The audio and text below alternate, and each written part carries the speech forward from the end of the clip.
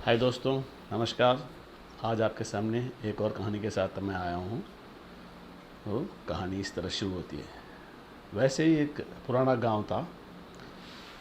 उस गांव में वैसे ही एक बहुत वृद्ध इंसान, बहुत उम्र गए हुए एक इंसान थे। एक वृद्ध शख्स था जो कि उस गांव में और आसपास के गांव में बहुत ही बुद्धिमान माना जाते थे। तो जब भी उस गांव में हमेशा की तरह जब किसी को कुछ समस्या या कठिनाइयाँ होती थी तो हल के लिए, उस समस्या को हल करने के लिए उस वृद्ध के पास जाते थे। तो वैसे ही एक बार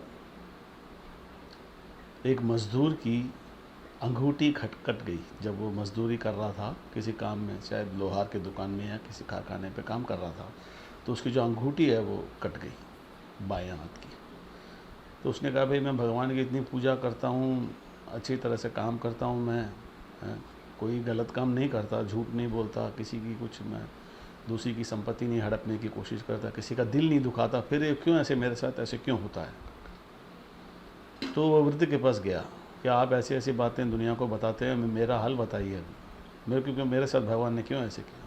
तो वृद्ध बोले, बच्चे जो भी कुछ होता है वो तेरी भलाई के लिए ही होता है, कुछ ना कुछ कारण तो होगा अगर भगवान ने तेरे साथ किया है। हम हर चीज़ की हर चीज़ की जवाब हम नहीं निकल सकते जो ऊपर वाला हमारे साथ करता है।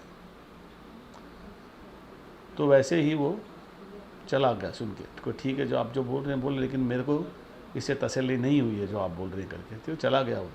तो वैसे ही उसको दूर गांव में एक बार काम पे जाना पड़ा। वैसे जाते समय वो 2-3 जन मज़दूर के साथ जा रहा था। एक घने जंगल के बीच से होकर जाना था उसको।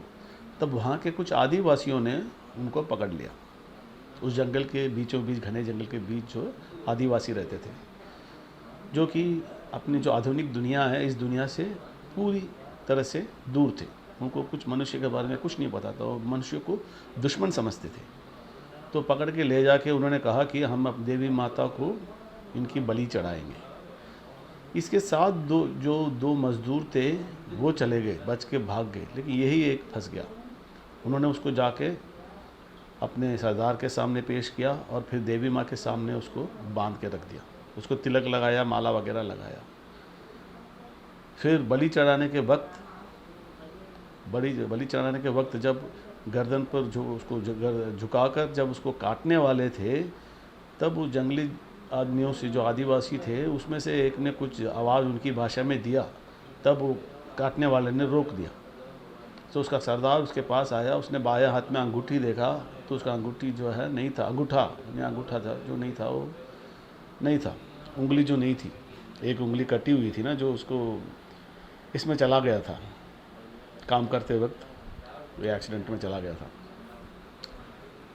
तो उनके रीति के मुताबिक अगर अंगहीन कोई अंग में कुछ कमी या कुछ हो तो उसको बलि नहीं दिया जा सकता। तो सरदार ने कहा, छोड़ो इसको, खोल दो, उसको जाने दो, भगा दो उसको यहाँ से। तो उन्होंने उसको खोला और वहाँ से भगा दिया।